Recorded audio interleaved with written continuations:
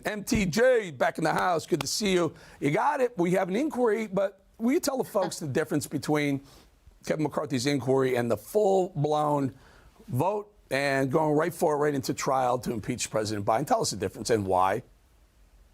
Yeah, thank you, Eric. And I think that's a great question. The reason why we need an impeachment inquiry is we need a deep dive investigation into the crimes of Joe Biden. But that's just the beginning. You see, it's a lot more than Joe Biden we need to investigate. We need to investigate and uncover every single unelected bureaucrat that receives a taxpayer-funded paycheck that has covered up Joe Biden's crimes. I want a list of those names, Eric, because when we get President Trump back in the White House, I want to make sure that we gut these agencies of these traitors within our federal government. And when we control the Department of Justice, I want to see them prosecuted if it's necessary. MTG, so tell us how it works.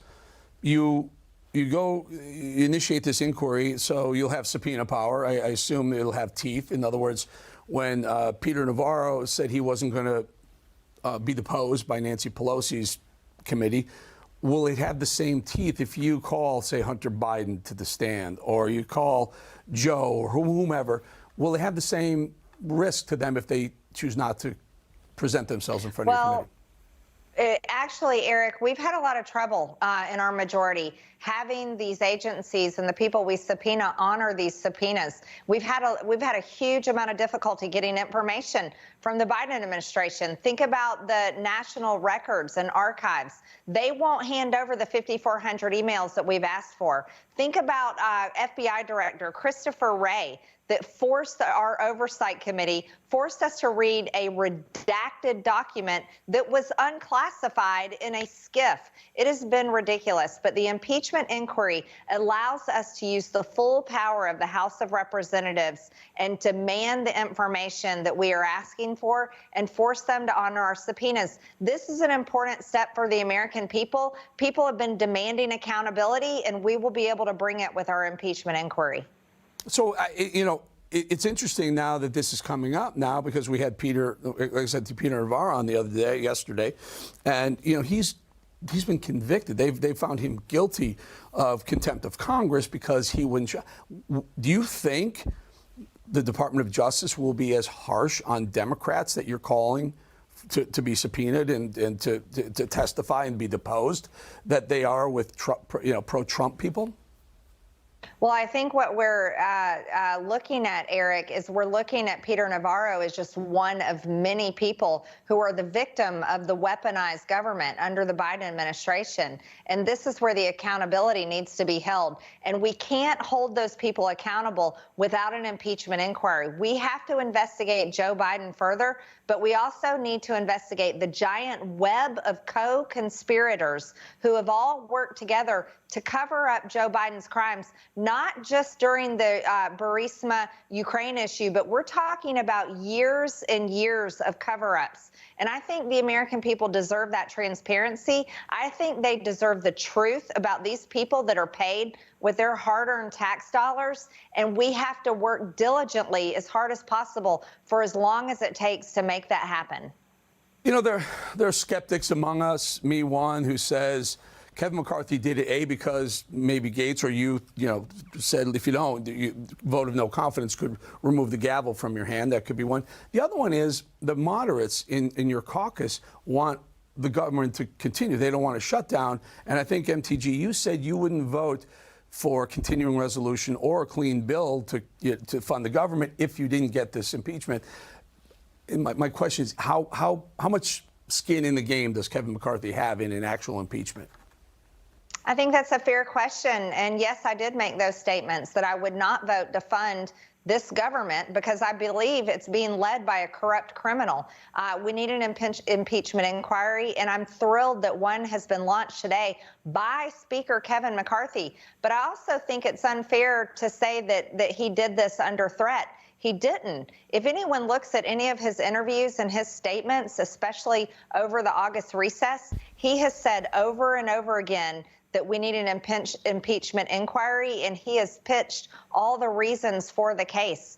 And then he also has stayed very close, working day to day, hand in hand with Chairman Comer, Jim Jordan of Judiciary, Jason Smith of Ways and Means, in all of the information that these powerful committees have uncovered.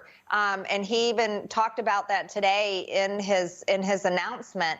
So I think that we need to give Kevin McCarthy credit. He's doing the right thing, and he's actually leading the House and opening the impeachment inquiry that I've been demanding, Eric, and I'm thrilled about it. And I really want this to happen, and I don't want anyone to stop it. And so that's why I've been saying we don't need a motion to vacate. We don't need to be the party of chaos. We need to diligently do our work, continue with the impeachment inquiry, and we need to make sure that we don't fund this government this month for any type of COVID vaccines or mask mandates. That's my no concern, money for MTG. Ukraine, and no money for Jack Smith. My concern is that because you have the impeachment inquiry by McCarthy, he turns around and says, by the way, I did this for you. I need you to sign either a clean bill to fund the government or a continuing resolution for whatever it is till November 1st, whatever the date is. No way. Go No, ahead. let me stop you there. Yeah. That will never happen with me. No one controls my voting card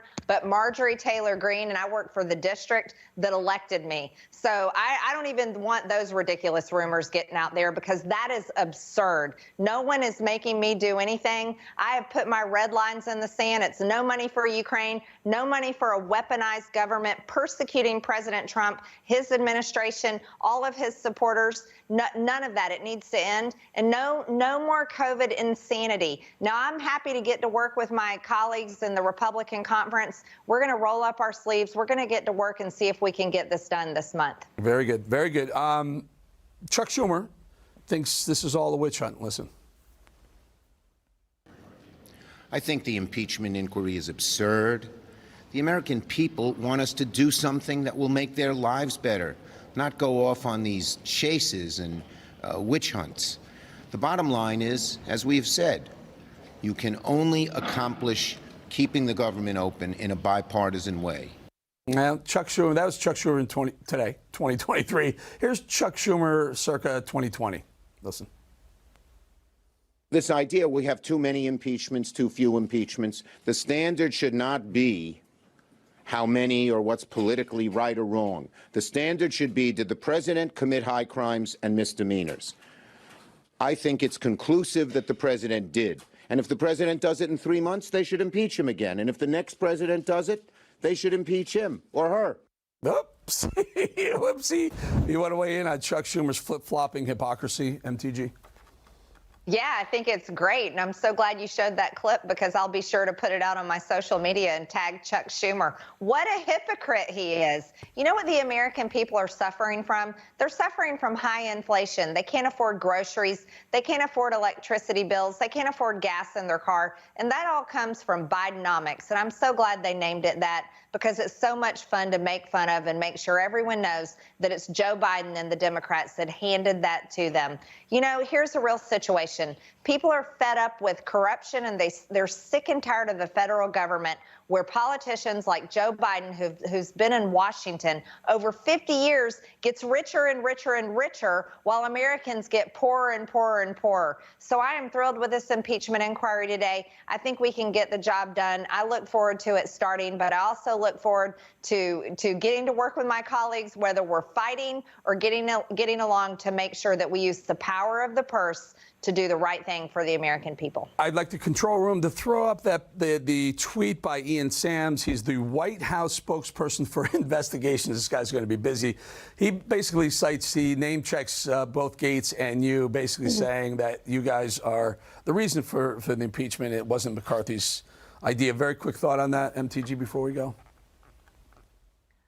Well, I actually did introduce articles of impeachment on Joe Biden's first day in office, so I'll take a little credit where credit is due.